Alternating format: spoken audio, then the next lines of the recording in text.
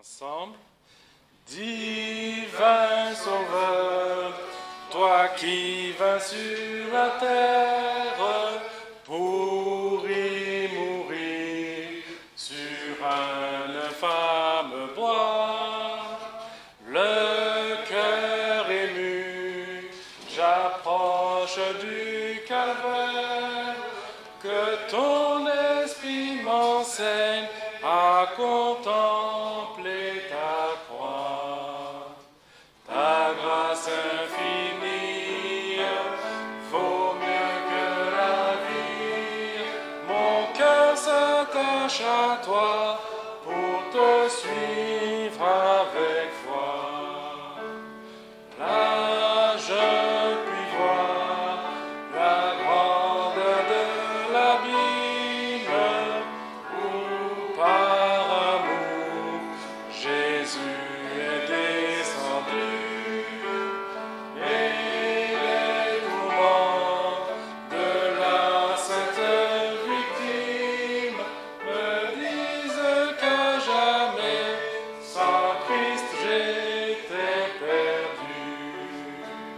Ta grâce infinie vaut mieux que la vie.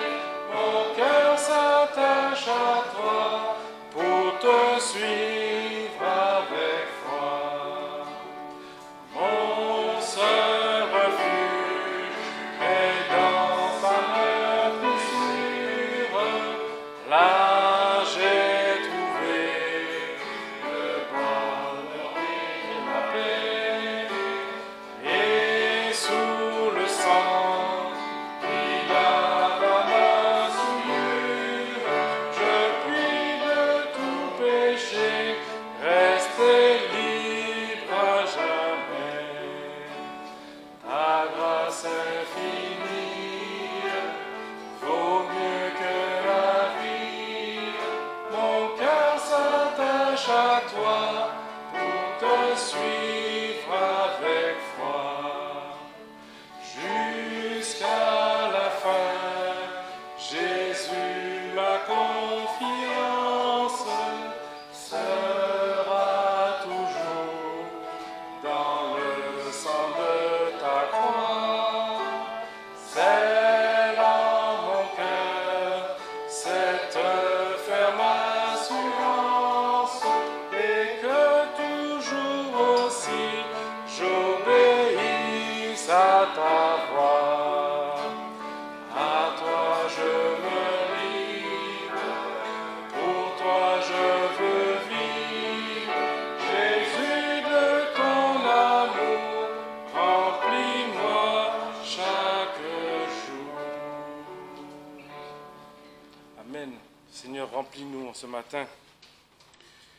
Je vais prier. Seigneur, je veux te louer, Seigneur, et te glorifier ce matin avec un cœur reconnaissant pour ta miséricorde, Seigneur, qui durera toujours, mais aussi pour ta grâce que tu renouvelles chaque matin. Seigneur, je te prie pour ce culte de nous apporter, Seigneur, de la sagesse, de la direction, par ton Esprit Saint. Seigneur, tu nous dis dans ta parole que nous devons prendre courage et ne point craindre, Seigneur, parce que tu es avec nous et que tu ne nous abandonneras et ne nous laisseras jamais. Alors, Seigneur, donne-nous encore à nous rappeler de tes promesses et nous réveiller, Seigneur, surtout notre confiance en toi, nous soutenir, Seigneur, dans notre foi et nous donner courage et force toujours en toi, Seigneur, parce qu'en toi, Seigneur, nous pouvons tout obtenir. Seigneur, sois notre force et notre lumière, Seigneur, sur nos sentiers personnels. Merci, Seigneur, pour le sacrifice de Christ à la croix, qui manifeste ton amour pour tes créatures, Seigneur. Ramène à toi, façonne chacun, Seigneur, par ta parole et ton Esprit Saint, afin de nous faire, Seigneur, de faire de nous des instruments formés selon ta volonté pour ta seule gloire. Seigneur, je te prie pour tous nos frères et sœurs de par le monde, Seigneur, tu les vois là où ils sont, tu les protèges, Seigneur, tu les conduis dans ta maison, Seigneur, mais surtout tu leur donnes aussi cette communion avec toi encore. Tu les protèges et tu les gardes. Je t'ai prié pour ta gloire, au nom de Jésus. Amen. Asseyez-vous, que le Seigneur soit béni encore. On va poursuivre avec un autre cantique. Le cantique numéro 13. Sera à toi la gloire. Combattre des mains. Amen. Seigneur, nous sommes là pour louer l'Éternel.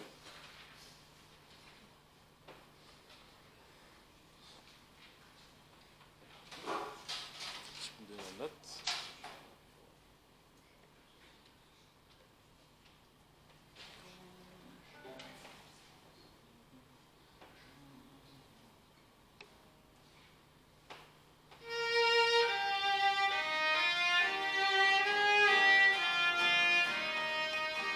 Ensemble. Combattent des mains que tous les humains en cet heureux jour viennent tour à tour d'un chant solennel louer l'Éternel. Peuple, il vous faut craindre le Très-Haut.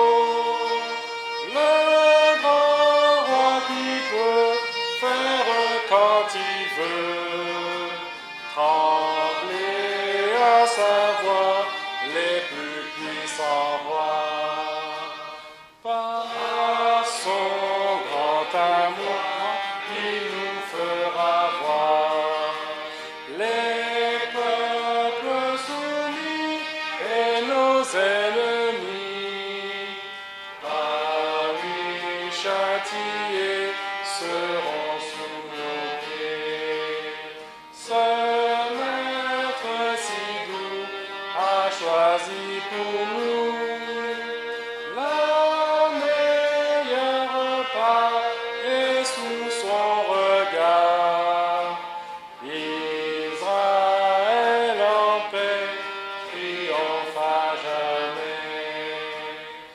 Peuple, le voici, il se montre ici, que pour l'honorer, que pour l'adorer, on aille au-devant du grand Dieu vivant. Chantez donc, chantez toutes ces beautés, le cœur plein de foi, chantez notre roi, le vrai, le seul Dieu qui règne en tout lieu. Amen. C'est le seul et vrai Dieu, c'est Christ, bien sûr. Je vous invite à prendre la parole du Seigneur et on va lire un passage. On passe en lecture de la parole. On va lire Tite 2, on va lire le chapitre entier. C'est un rappel et un enseignement encore. Pour toi, enseigne les choses qui sont conformes à la sainte doctrine. Que les vieillards soient sobres, graves, prudents, saints dans la foi, dans la charité, dans la patience. Que les femmes âgées aient de même l'extérieur qui convient à la sainteté, qu'elles ne soient ni médisantes, ni sujettes aux excès du vin, qu'elles enseignent le bien, afin qu'elles apprennent aux jeunes à aimer leur mari, à aimer leurs enfants, à être sages, chastes, à garder la maison, à être bonnes, soumises à leur mari, afin que la parole de Dieu ne soit point calomniée. Exhorte de même les jeunes hommes à être sages, donnant toi-même en toute chose l'exemple des bonnes œuvres, par la pureté de la doctrine et la gravité. Une parole saine, irréprochable, afin que les adversaires soient confondus, n'ayant aucun mal à dire de vous. Exhorte les serviteurs à être soumis à leur maître, à leur complaire en toutes choses, à n'être point contredisants, à ne rien détourner, mais à montrer une entière fidélité, afin de faire honorer en toutes choses la doctrine de Dieu, notre Sauveur. Car la grâce de Dieu pour le salut de tous les hommes a été manifestée. Et elle nous enseigne à renoncer à l'impiété et aux convoitises mondaines et à vivre en ce présent siècle dans la tempérance, dans la justice et dans la piété, en attendant la bienheureuse espérance et la manifestation de la gloire de notre grand Dieu et Sauveur Jésus-Christ, qui s'est donné lui-même pour nous, afin de nous racheter de toute iniquité et de nous purifier et de se former un peuple particulier, zélé pour les bonnes œuvres. Enseigne ces choses, exhorte, et reprends avec une pleine autorité, que personne ne te méprise. Amen. Amen. Frères et sœurs, Christ est la clé de l'énigme de ce monde. Prions, frères et sœurs, que quel que soit ce que le Seigneur nous accorde d'être dans ce monde, soyons reconnaissants d'avoir compris et expérimenté que Christ est la meilleure part pour tout chrétien dans ce monde. Dieu veut que notre cœur de chrétien soit tourné sans cesse vers Jésus-Christ, notre Seigneur. Et le fait de savoir que Christ est un tout merveilleux dans notre vie doit, en plus d'être une bénédiction pour notre famille en Christ, nous donner envie de le saisir encore plus, car c'est à Christ que nous nous efforçons de ressembler. Car en Christ, frères et sœurs, tout est bon. Amen. Christ est le chemin, la vérité et la vie. Cela veut aussi dire que tout ce que nous faisons dans cette vie doit avoir Christ pour but et pour objet, en plus du salut qui est acquis en lui seul. Tout se rapporte à Christ. Nous ne mangeons ni ne buvons sans lui. Ce que nous disons, ce que nous faisons, doit être dit et fait au nom du Seigneur Jésus-Christ et pour plaire à Christ. Jésus est la source de nombreuses bénédictions pour ceux qui l'ont accepté comme Seigneur et Maître. Que les bénédictions soient destinées aux faibles, aux pauvres, aux misérables, aux pécheurs, afin que chacun puisse trouver en lui paix et joie. Frères et sœurs, avons-nous appris que sans Christ tout n'est rien, car Christ doit être au centre de toute notre vie. Rappelons-nous surtout qu'aucune épreuve ne peut atteindre celui qui a Christ pour son tout. Il peut avoir perdu tel ou tel autre, mais s'il a Christ, il possède ce qu'il ne peut pas perdre. Alors si Christ a été mis de côté pendant un temps, il n'est pas perdu et il attend patiemment que nous acceptions de lui laisser sa véritable place et que nous revenions à la source intarissable de son immense amour. Le Seigneur nous dit en Tite 2 au verset 14 qu'il a voulu posséder un peuple qui lui appartienne, purifié par lui et zélé pour les bonnes œuvres. Alors posons-nous une question et méditons un peu ce matin. Vivons-nous chacun assez en dehors du monde et assez près de Christ pour qu'il ait une grande place dans les pensées quotidiennes de nos cœurs? Il nous a amenés à lui pour que notre cœur soit tout entier consacré à lui et que nos pensées, nos actions et que tout notre être lui appartiennent. Alors prions ce matin que le Seigneur prenne la place qui est la sienne dans nos vies et qu'il fasse de nous des outils façonnés pour sa seule gloire. Amen. Amen. On va poursuivre avec un autre cantique. Le numéro... Ah ben c'est pas un cantique, c'est vrai. C'est un vrai chant. Golgotha, lieu du crâne. Amen.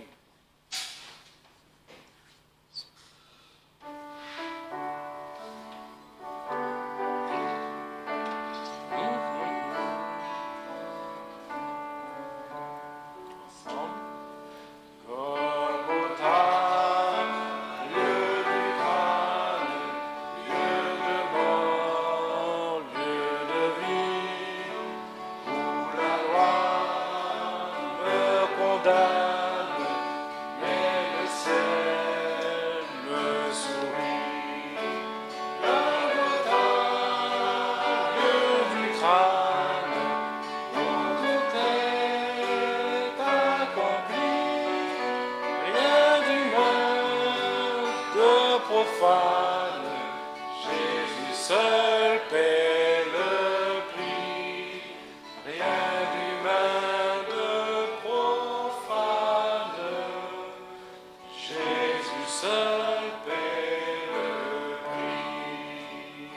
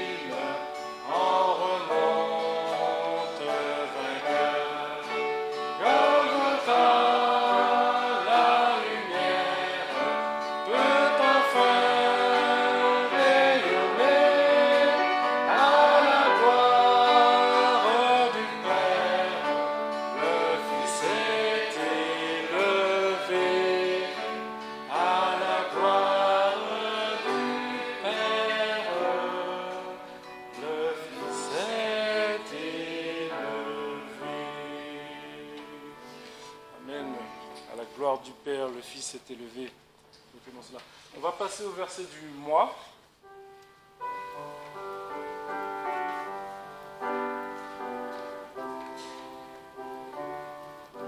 Ensemble. J'ai soif de ta présence, divin chef de ma foi, dans ma faiblesse immense, que ferais-je sans toi? Chaque jour, à chaque heure, oh j'ai besoin de toi. Viens Jésus et demeure auprès de moi. Les ennemis dans l'ombre rôdent autour de moi, accablés par le nombre, que ferais-je sans toi? Chaque jour, à chaque heure, oh j'ai besoin de toi. Viens Jésus et demeure auprès de moi. Pendant les jours d'orage, d'obscurité, d'effroi, affaiblis mon courage, que ferais-je sans toi? Chaque jour, à chaque heure, oh j'ai besoin de toi. Viens Jésus et demeure auprès de moi. Oh Jésus, ta présence, c'est la vie et la paix dans la souffrance et la vie à jamais. Chaque jour, à chaque heure, oh j'ai besoin de toi. Viens Jésus et demeure auprès de moi. Amen. Merveilleux appel à Christ de venir vers nous. Bien, nous allons lire ensemble dans l'évangile de Jean, au chapitre 10.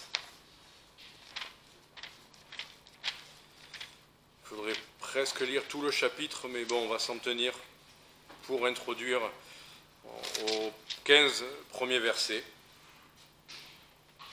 Et ensuite, pendant l'explication, probablement, on verra des versets avant et après, mais déjà, pour introduire, on va lire ce texte. Je vais prier avant de commencer. Seigneur, nous te remercions parce que tu n'es pas un berger qui veut profiter de nous, mais un berger qui se donne, qui est prêt à souffrir, qui est prêt à,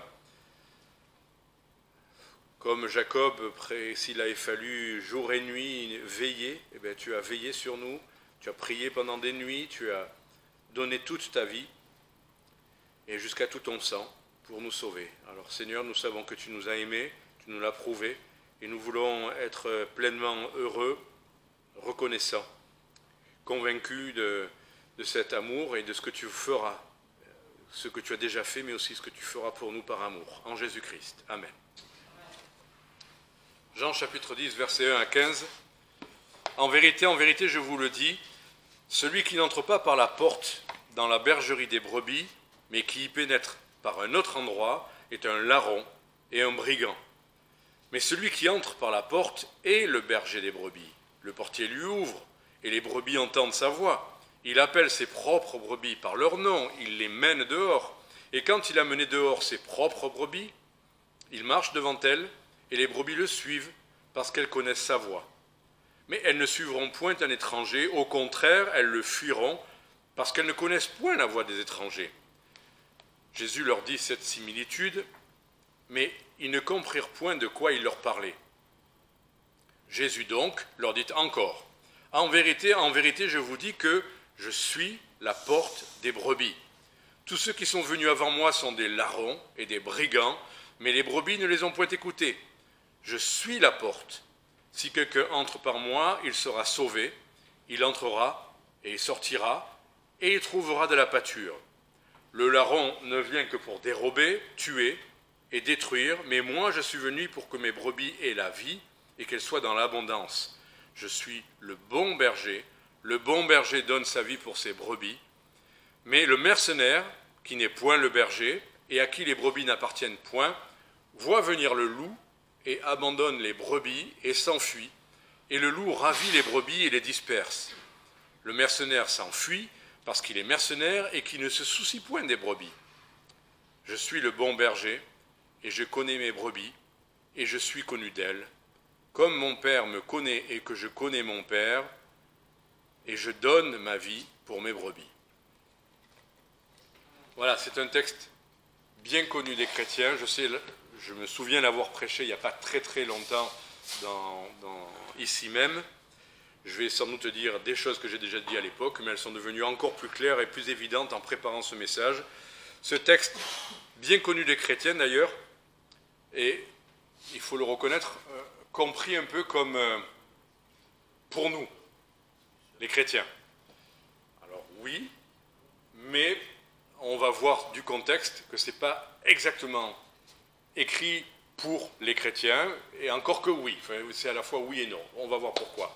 Mais le problème avec ce texte, il nous fait du bien. Pourquoi ? Il nous fait du bien parce qu'on voit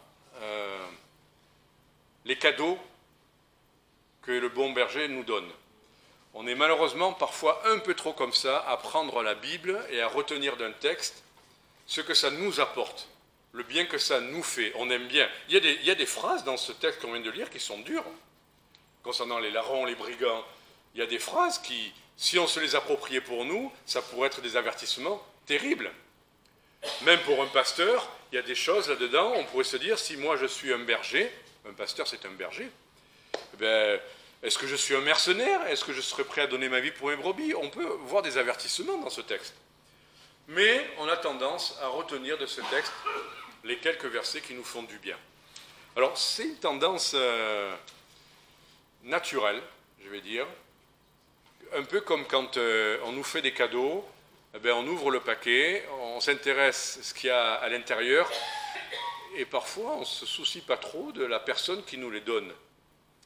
On ne se soucie pas trop ou pas suffisamment d'être reconnaissant et de lui dire merci. C'est la moindre des choses.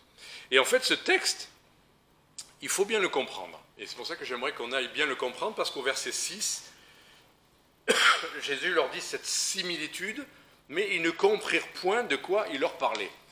Dans le contexte, quand Jésus a utilisé cette similitude, cette comparaison, cette parabole dans une certaine mesure,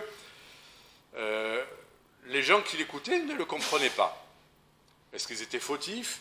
Jésus est allé plus loin, il a continué à reprendre cette image, il a un peu modifié, mais ils ne comprenaient pas. Est-ce que nous avons compris de quoi il s'agit, nous chrétiens? Est-ce que nous prenons juste un ou deux versets qui nous font du bien, sauver, abondance, on périra jamais, tout ça, ça me va bien, et on est content, on est encouragé. Est-ce qu'il suffirait aujourd'hui de vous dire ça, de vous dire, vous êtes sauvés, parce que Jésus a dit qu'il est la porte, si vous êtes passé par la porte, vous êtes sauvés, réjouissez-vous d'être sauvés, et en plus vous avez la vie, et vous avez la vie, le Seigneur dit, pour que vous soyez dans l'abondance. On va en reparler. Est-ce que je vais m'en tenir à ces trois idées, avoir la vie, être sauvé, être dans l'abondance? Si on n'a pas compris de quoi il s'agit dans le texte, je pense qu'on fait des erreurs. On n'a pas compris vraiment de quoi il s'agit.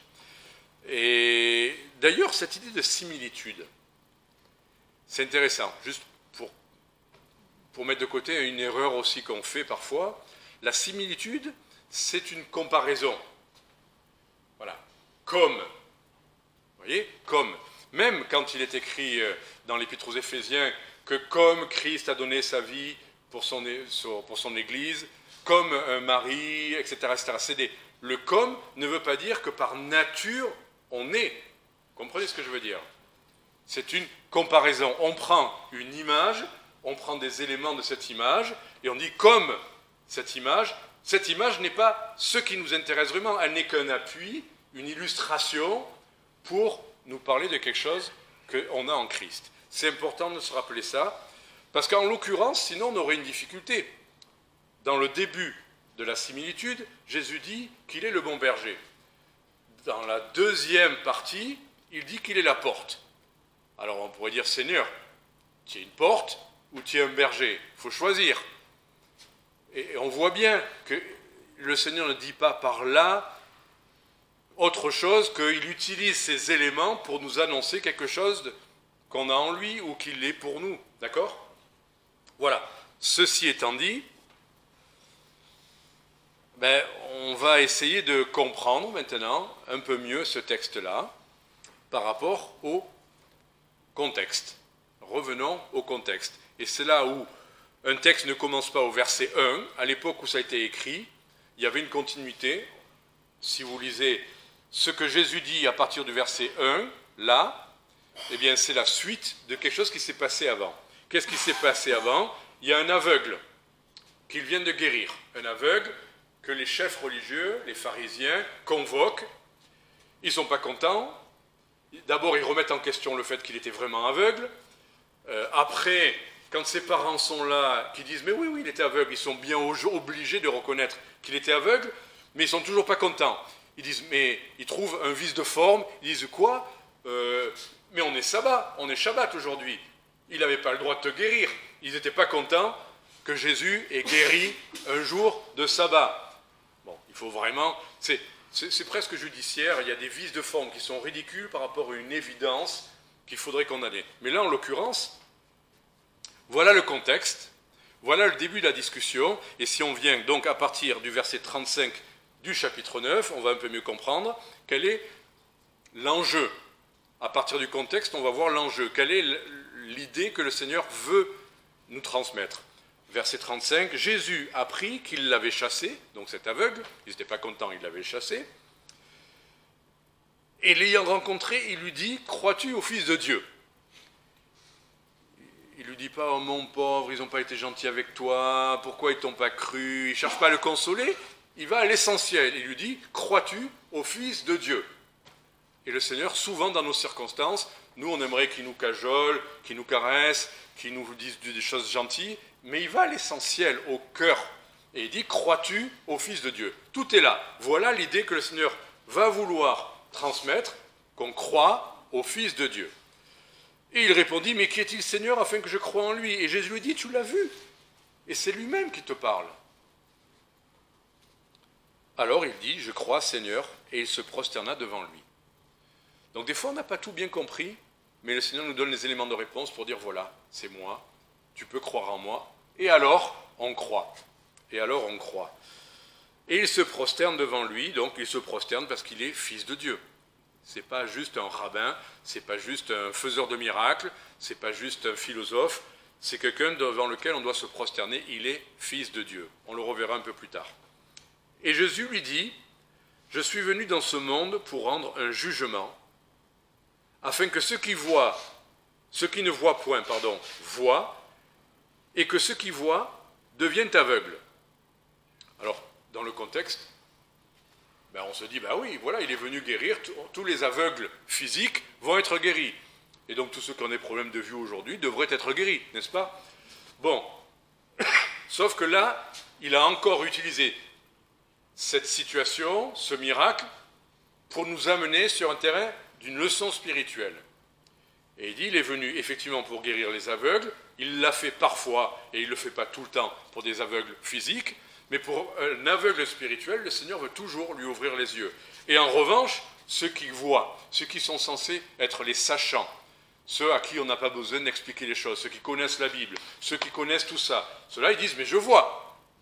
Mais Jésus dit, je suis venu pour que ceux qui voient deviennent aveugles. Là, ça devient un peu plus compliqué. Quoi? Pourquoi?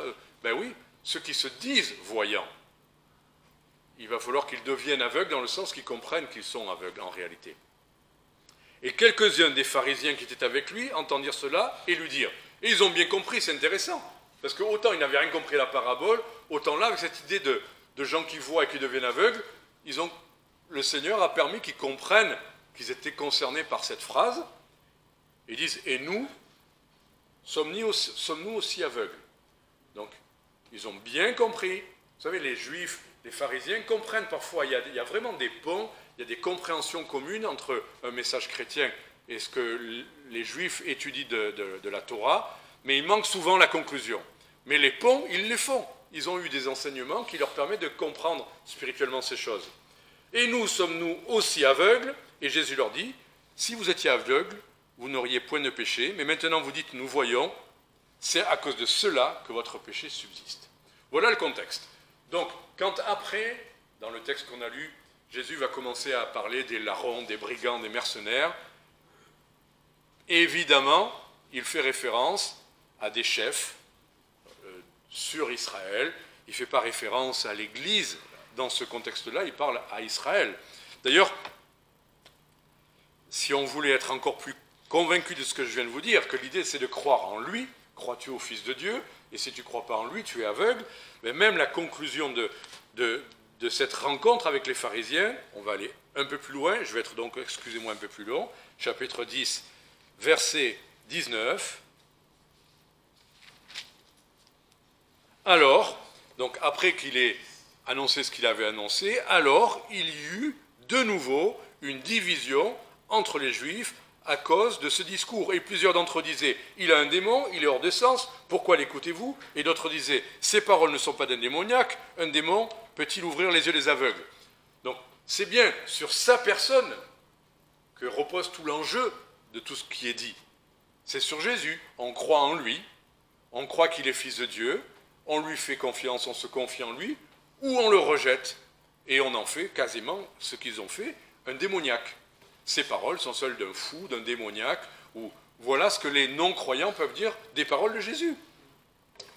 Voilà, donc c'est bien là l'enjeu, et un peu plus loin, on continue avec ça. Il y a quelque chose qui me surprend un peu, c'est qu'il soit dit, ils ne comprirent point de quoi il leur parlait. Quand il dit qu'il est le bon berger, ils ne comprirent pas de quoi il leur parlait. Ça ne dit pas, ils ne se rappelèrent point les prophéties le concernant.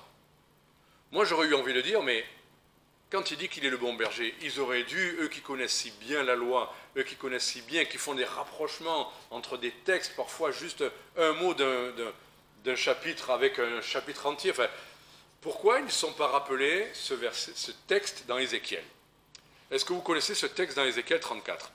Ceux qui sont de l'Église l'ont déjà entendu, donc normalement vous devez vous en rappeler. Mais il n'est pas très connu, paradoxalement. Si je vous dis le bon berger, à quoi ça vous fait penser, vous? Voilà, le monde entier connaît le psaume 23. Et pourtant, là, c'est David qui parle de sa relation avec Dieu. C'est un texte très personnel, et pourtant qui a été élargi à l'humanité entière. Tout le monde, même à des obsèques, des gens non-croyants, aiment bien lire le psaume 23. Voilà, on ne craint pas la mort, l'Éternel est notre berger. Même si on ne s'est jamais soucié de ce berger pendant notre vie, là, pour ce contexte-là, on dit « Ah, tout va bien, maintenant l'Éternel est mon berger ». Le psaume 23 est très connu.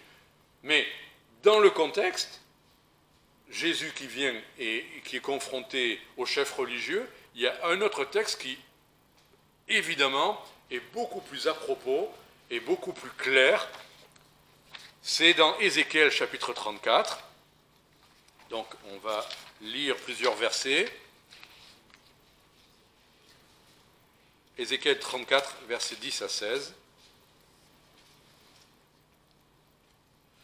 On devrait lire tout ce chapitre, parce que tout le chapitre 34 parle du sujet qui nous intéresse. Mais on va juste lire quelques versets pour comprendre de quoi vraiment il s'agit. Donc là, c'est Dieu qui s'adresse à Israël, et aux chefs religieux, et au peuple tout entier. Il s'adresse à tout le peuple d'Israël.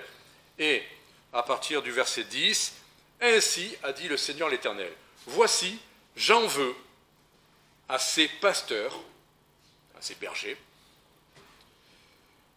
et je redemanderai mes brebis de leurs mains. » D'ailleurs, ce mot pasteur, c'est la traduction que l'Osterwald emploie, mais c'est le mot berger. Dans le contexte, les Juifs à l'époque n'ont jamais appelé leurs rabbins des pasteurs, ils les appelaient rabbins, ce qui veut dire maître, ce qui veut dire en gros la même chose. C'est eux qui paissent le troupeau, la communauté. Mais bon, voilà.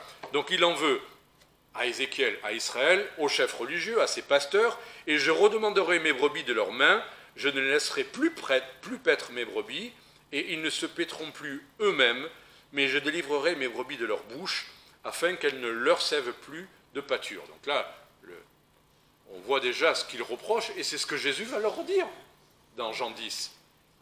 Voilà, ils se paissent eux-mêmes, ils utilisent le troupeau pour se faire plaisir et du bien à eux-mêmes, ils ne sont pas là pour servir le troupeau. Ce sont des mercenaires, ce sont parfois des voleurs et des brigands, quand c'est pire que ça. Donc, verset 11, « Car ainsi a dit le Seigneur l'Éternel, voici je redemanderai mes brebis et j'en ferai la revue. Comme un pasteur inspecte son troupeau, lorsqu'il est au milieu de ses brebis éparses, ainsi je ferai la revue de mes brebis. Je les recueillerai de tous les lieux où elles ont été dispersées au jour des nuages et de l'obscurité. Je les retirerai d'entre les peuples, je les rassemblerai des divers pays, je les ramènerai dans leur pays, et je les ferai paître sur les montagnes d'Israël, dans les ravins et dans tous les lieux habités du pays. Je les ferai paître dans de bons pâturages, et leur parc sera dans les hautes montagnes d'Israël. Elles y reposeront dans un bon parc, et paîtront dans de gras pâturages sur les montagnes d'Israël. Donc là, le Seigneur à Ézéchiel, qui était un prophète de la dispersion, il leur dit, d'abord, moi, le bon berger, je vais aller chercher mes brebis. On a vu ça pour ceux qui étaient au rocher, il n'y a pas très longtemps. On a vu des bergers qui sont allés chercher une brebis perdue. On l'a prise en photo, cette brebis. D'abord, c'est ce que le Seigneur va faire, ces brebis dispersées dans le monde entier, il va les ramener dans leur terre. C'est bien ce qui s'est passé. Le Seigneur a ramené ses brebis en Israël, sur les montagnes d'Israël. Mais il y a aussi une illustration spirituelle, pas simplement physique. Verset 15, « Moi-même je paîtrai mes brebis et je les ferai reposer, dit le Seigneur l'Éternel. Je chercherai celle qui était perdue, je ramènerai l'égarée, je panserai la blessée, je fortifierai la malade, mais je détruirai les grasses et les vigoureuses, car je les paîtrai avec justice. » Donc là on voit bien qu'il commence à personnaliser ce qu'il dit, je chercherai celle qui est blessée, celle qui est perdue. Donc le Seigneur va chercher ces brebis perdues. Là, on se sent un peu plus concerné. Mais on termine avec verset 23. « J'établirai sur elles un seul pasteur qui les paîtra. David, mon serviteur, il les paîtra et il sera lui-même leur pasteur. » David, du temps d'Ézéchiel, était déjà mort. Ça ne pouvait pas être le David physique. Donc c'était le David messianique, Messie, qui devait venir du temps de Jésus. On l'appelait fils de David. Les gens qui croyaient en Jésus avaient bien compris qu'il était ce David. Et là, on voit qu'il est dit, Dieu qui est le berger, dit, je mettrai sur eux un seul berger. Si ce texte n'éclaire pas celui de Jean 10, je ne vois pas quel autre texte pourrait mieux l'éclairer. La condamnation des pasteurs, des chefs religieux, que dans Jean 10, il l'appelle mercenaires, et larrons et brigands, et à la fois le fait que l'Éternel lui-même va attirer ses propres brebis, et que lui-même va les paître, mais en mettant sur eux un seul pasteur, le berger David. Et donc, j'ai du mal à comprendre, mais comme quoi, des fois, il y a des évidences dont on ne fait pas le rapprochement, jusqu'à ce qu'on mette le doigt dessus. Mais dans Jean 10, ils n'ont pas compris la parabole, parce que tout simplement, ils n'ont pas fait le rapprochement. Pourquoi ils n'ont pas fait le rapprochement? Il y a beaucoup de rapprochements qu'on ne sait pas faire, parce que ça nous remet en question. On fait plus facilement des rapprochements quand ça nous arrange. On a un vélo elliptique qu'on a acheté à Emmaüs hier, on est tombé dessus, parce que pour mon dos, c'est très bien le vélo elliptique. On est tombé sur un truc, c'était une affaire, ils allaient fermer, le lendemain, ils avaient baissé les prix, ils nous l'ont livré, merveilleux. Mais je ne savais pas comment le brancher. Et en général, quand j'ai un problème, je laisse le problème. Sauf que là, si je veux que ça marche, il faut que je le branche. Et comme par hasard, là, je me trouve plus intelligent. C'est-à-dire, je me dis, bon, peut-être que sur Internet, je vais trouver la notice. Et là, je prends mon téléphone, comme quoi on trouve des solutions quand on cherche.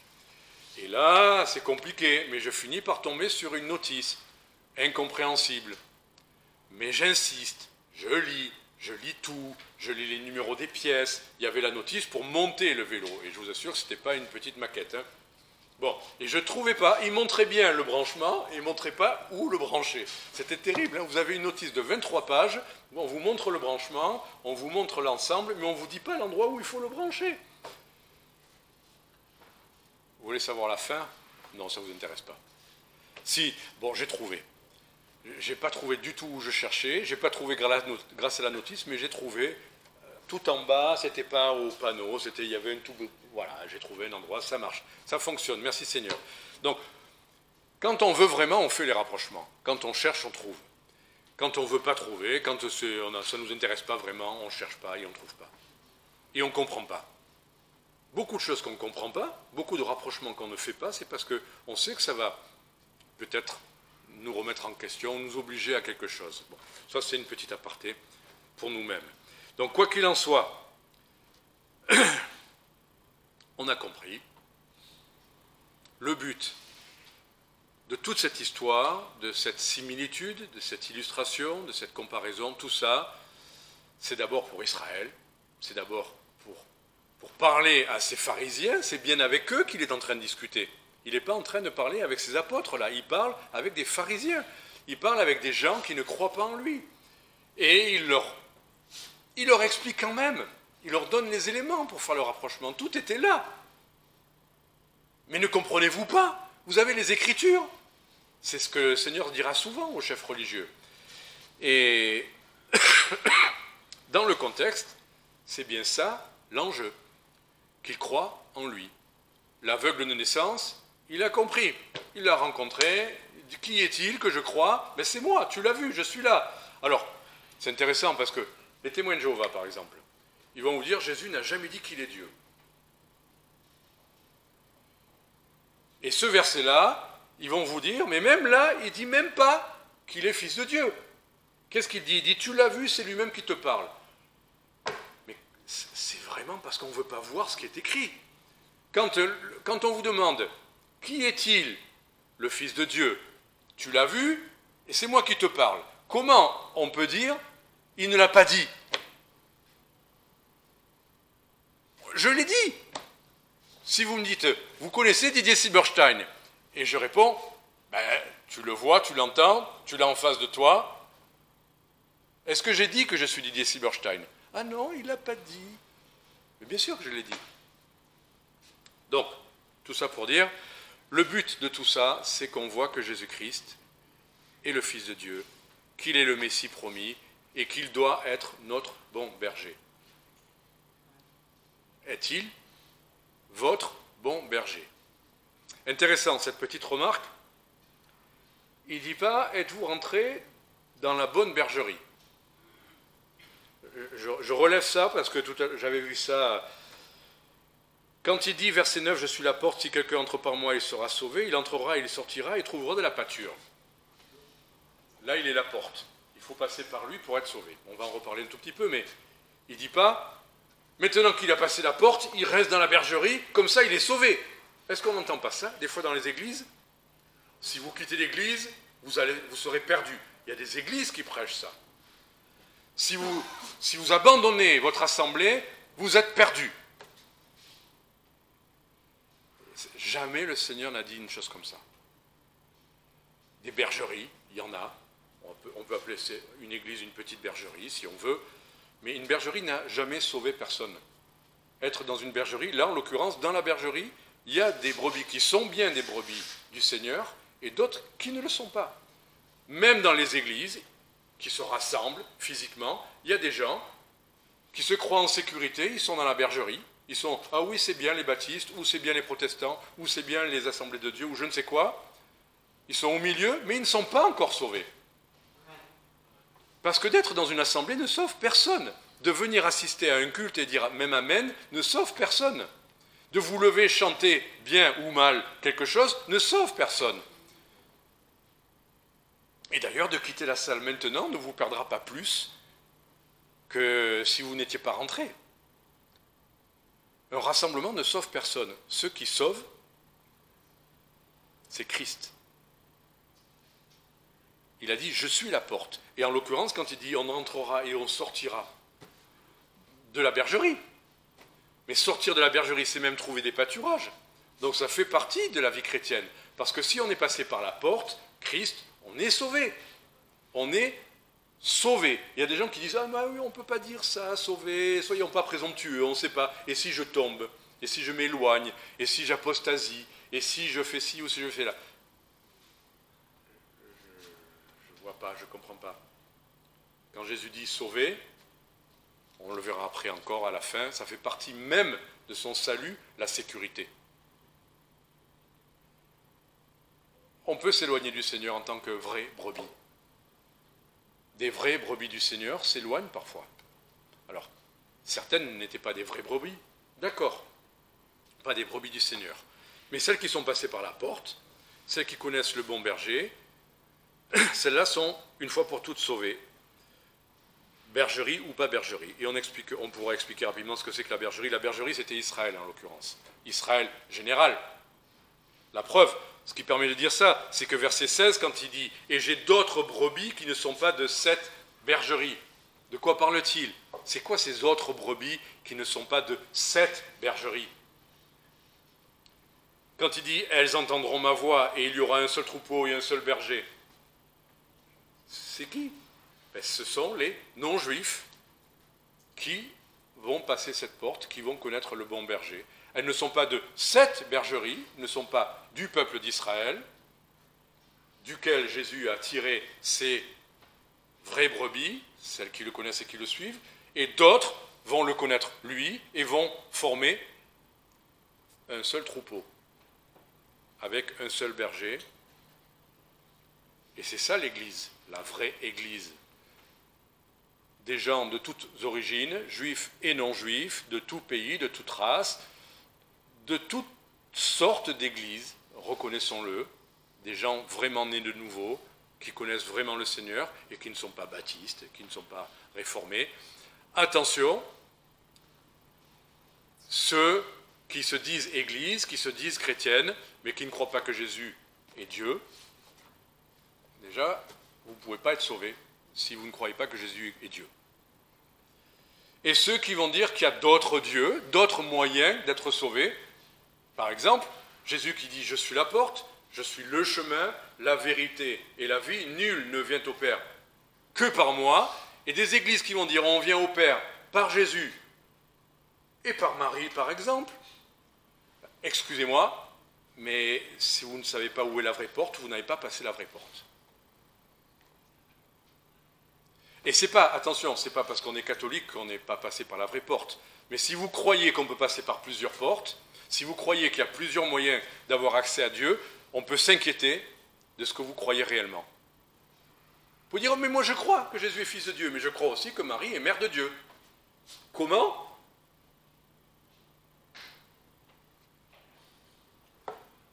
Marie serait avant Dieu si elle est sa mère. Elle serait éternelle avant l'éternité de Dieu. Mais qu'est-ce que c'est cette histoire?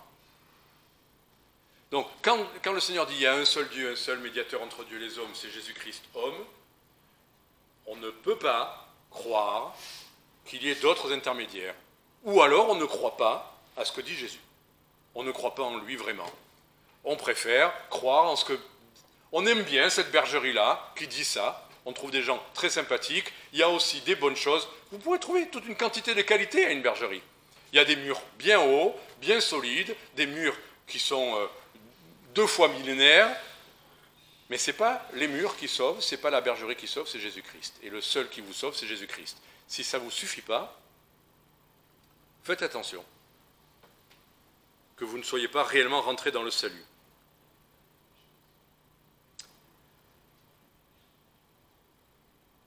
Il y a d'autres faux bergers que les chefs religieux, il y a des bergers politiques qui veulent juste qu'on les suive, hein, qui vont vous dire ce qu'il faut pour que vous les suiviez. Il y a des bergers gourous, il y a dans des églises des gourous, de sectes. Et comment on le reconnaît? C'est que, comme on vient de le voir dans ce texte qu'on vient de lire, ils viennent non pas pour donner leur vie pour les brebis, ils viennent pour prendre ces brebis en pâture, pour s'enrichir. J'ai entreaperçu une bande-annonce d'un film là, du temps de Jésus. C'est quelqu'un, je pense qu'il se moque un peu du milieu des téléévangélistes, vous savez, qui s'enrichissent, qui deviennent multimillionnaires, en abusant de la crédulité des gens. En prêchant, on va expliquer d'ailleurs une des choses qu'il prêche. Il y a des gens qui s'enrichissent avec les troupeaux. au lieu de s'appauvrir pour le bien du troupeau. Mercenaires, au minimum, larrons, brigands, faux docteurs, faux pasteurs. Il y a des pasteurs qui ont des tendances, peut-être mercenaires à ne pas assez aimer leurs brebis, c'est une tendance, mais il y a des larrons, il y a des brigands, ce sont des faux. En l'occurrence, ils ne sont pas passés par la porte, ils ne sont même pas chrétiens. Il y a des prédicateurs de l'Évangile qui ne sont même pas convertis eux-mêmes. Il y a des gourous comme ça qui réunissent des églises de 50 000 personnes. En prêchant quoi? En prêchant justement, on pourrait voir un faux enseignement dans ce verset 10, quand il est dit « Le Seigneur est venu pour que ses brebis aient la vie et qu'elles soient dans l'abondance ». Il prêche ce genre de verset. Jésus est venu pour que vous soyez dans l'abondance. Qu'est-ce que vous comprenez là? C'est quoi l'abondance dans ce monde, dans cette société? Qu'est-ce que les gens veulent partout sur la terre? Money, money. L'abondance, les richesses, les possessions matérielles, la reconnaissance. Et ils prêchent à partir de un ou deux versets hors de leur contexte. Et d'ailleurs, c'est intéressant, là la traduction dit « et qu'elle soit dans l'abondance », d'autres traductions disent « et qu'elles aient la vie, et qu'il l'ait en abondance ». Que la vie en question est abondante. Pas qu'ils aient l'abondance matérielle. Jamais on ne voit dans le Nouveau Testament que le Seigneur a prêché que les chrétiens devaient devenir riches, matériellement. Le Seigneur a promis de pourvoir à leurs besoins, il n'a pas promis de pourvoir à toutes leurs envies, à toutes leurs convoitises. C'est un faux enseignement. C'est la vie que le Seigneur a promis en abondance. Qu'est-ce que le Seigneur nous a promis en abondance dans le psaume 23? Des pâturages. C'est quoi les pâturages? C'est de l'herbe pour m'enrichir? Non, c'est pour me nourrir. Des eaux fraîches, désaltérantes. Des eaux désaltérantes. C'est mon besoin, l'eau. La brebis, qu'est-ce que la brebis va emporter sur son dos? Qu'est-ce qu'une brebis peut posséder? Je vous pose la question. Qu'est-ce qu'une brebis peut posséder? Mais c'est lui qui la produit. Oui. Et d'ailleurs, la laine, pour qu'on lui prenne la laine et que ça serve à autre chose. Bon. Mais la suite du psaume 23, c'est « Il restaure mon âme ». L'abondance que le Seigneur nous promet, c'est l'abondance de l'âme. Il a promis de pourvoir à nos besoins, ça peut nous réjouir ou pas, on peut avoir beaucoup ou peu. Le Seigneur n'a pas promis aux chrétiens qu'ils seraient pauvres aussi. Ça aussi, c'est un faux enseignement. Si vous travaillez, il y a de fortes chances que vous ayez un peu plus d'argent que si vous n'en avez pas de travail. On peut le comprendre. Mais l'abondance, c'est la vie en abondance. Est-ce que vous pensez, quand vous arrivez chez vous, que vous avez assez? Est-ce que tout ce que vous voyez dans votre appartement, vos vêtements, votre frigo, votre voiture ou pas, est-ce que vous pensez dans l'abondance ou dans la pauvreté? Moi, j'essaye toujours de faire comprendre à mes enfants à quel point le Seigneur nous a bénis, même en pourvoyant au-delà de tous nos besoins. Mais des fois, des gens ont l'impression qu'ils n'ont pas beaucoup. Pourquoi? Parce qu'ils se comparent à d'autres qui ont plus. Mais s'ils se comparaient à d'autres qui ont tellement moins, l'abondance, elle est, je crois, quand on sait ce qu'on a dans le Seigneur nous apprend le contentement. Paul dit, j'ai appris à être content dans l'état où je me trouve. Des moments où il a manqué et des moments où il était dans la surabondance. Et l'un comme l'autre ne l'atteignait pas parce qu'il était content de ce qu'il avait. Est-ce que c'est pas ça l'abondance, d'être content de ce qu'on a? Est-ce que c'est pas ça qui nous rend heureux, d'être heureux, plutôt que de dépendre de nos possessions ou de choses qu'on n'a pas encore et qu'on aimerait, de vivre dans la frustration de ce qu'on n'a pas encore ou qu'on aurait aimé que ça soit comme ci ou comme ça? On ne sera jamais heureux si nous dépendons des choses extérieures, de ce qu'on reçoit ou ce qu'on a ou ce qu'on n'a pas.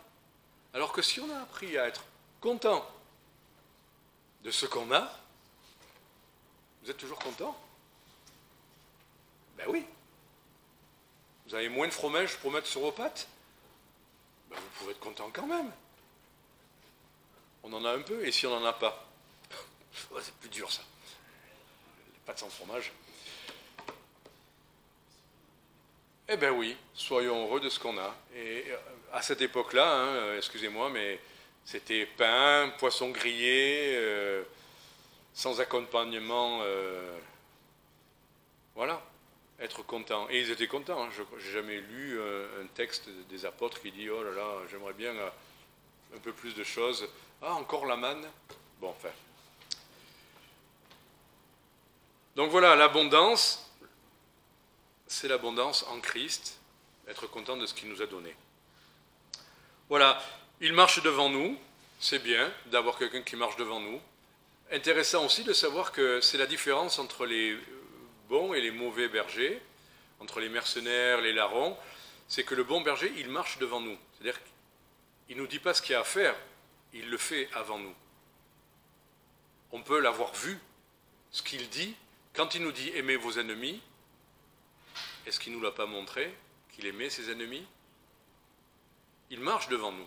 Dans tout ce qu'il nous a demandé de faire, il l'a fait avant nous, et il en est l'exemple. Il n'y a rien, c'est ça la différence entre un vrai berger.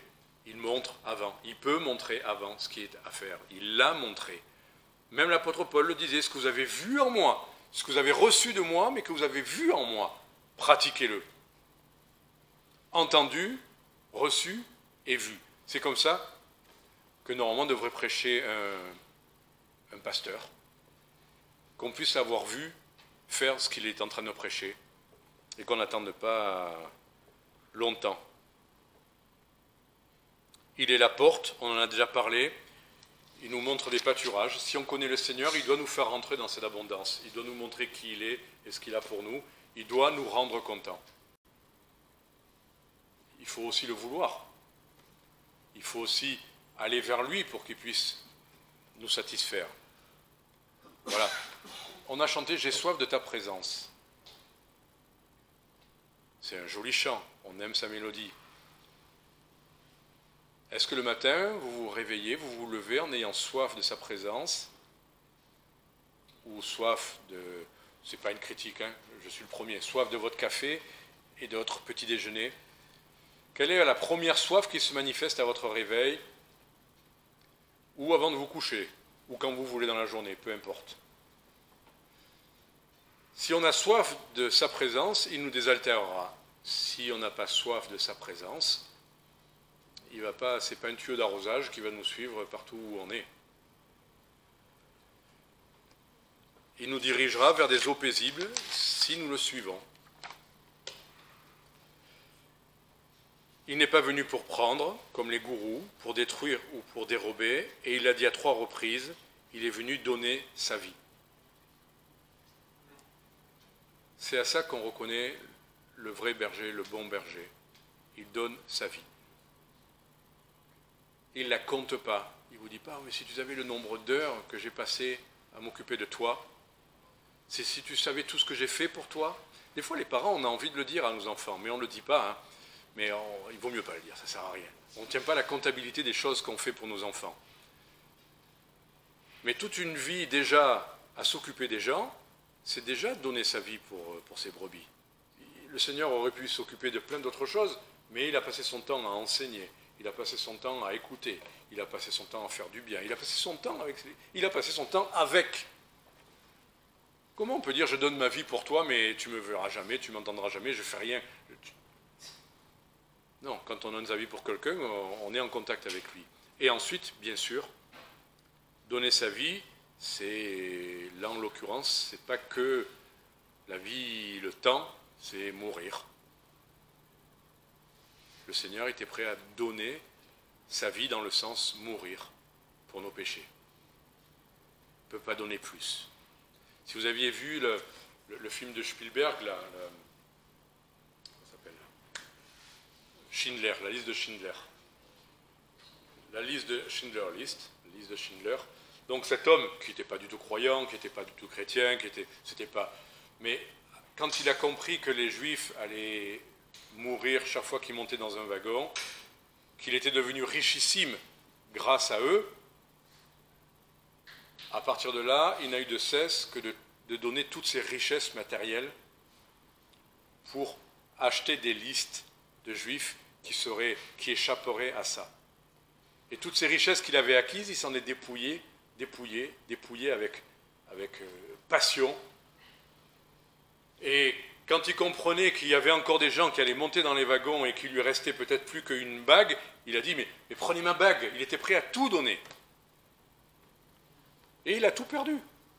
Tout ce qu'il avait passé des années à accumuler, il a tout perdu, mais il a tout gagné puisqu'il a sauvé, grâce à ça, des centaines et des centaines de juifs de la mort certaine.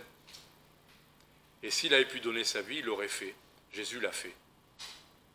Jésus a tout donné, il a quitté ses richesses, il a quitté la gloire, il a quitté la reconnaissance, il s'est exposé à la moquerie, au crachat, à l'incompréhension, à la bêtise crasse humaine, à l'opposition systématique, à la méchanceté gratuite, au mensonge, à la calomnie, aux gens qu'il aimait. En retour, il ne recevait que ça. Il l'a fait quand même. Là, il continue à discuter avec les pharisiens. Ils n'ont pas compris, il va continuer à leur expliquer. Il va leur dire leur vérité. Mais c'est pour leur salut qu'il dit ça. Il y en a qui vont croire. Paul va être de ceux qui vont croire. Il a donné sa vie pour ses brebis. Il le dit au verset 11, au verset 15, au verset 17. D'abord pour ses brebis Israël, et ensuite pour toutes ses brebis. Conclusion, on termine avec le verset 27. « Oui, Seigneur, je crois que tu es le Christ, le Fils de Dieu, qui devait venir dans le monde. » Non, ça c'est Jean 11, pardon. Mais c'est aussi bon. C'est aussi bon, là, c'est dans un autre contexte. 11, 27, je crois que tu es le Maître. Mais non, là, je voulais qu'on soit à 10, 27 à 30. « Mes brebis entendent ma voix, je les connais, elles me suivent. Je leur donne la vie éternelle, elles ne périront jamais, et nul ne les ravira de ma main. Mon Père qui me les a donnés est plus grand que tous, et personne ne peut les ravir de la main de mon Père. Moi et le Père, nous sommes un. » Alors les Juifs prirent de nouveau des pierres pour le lapider. Voilà. Là, le Seigneur a exposé le plus grand et le plus profond de son intimité, sa communion avec le Père, son union avec son propre Père. Il promet la plus belle des choses, le salut, la sécurité éternelle, l'assurance que le bon berger les sauve. Après avoir donné la plus grande et la plus belle offre qui existe, ici-bas, il s'est exposé, il s'est mis à nu, il en reçoit. On cherche à le lapider.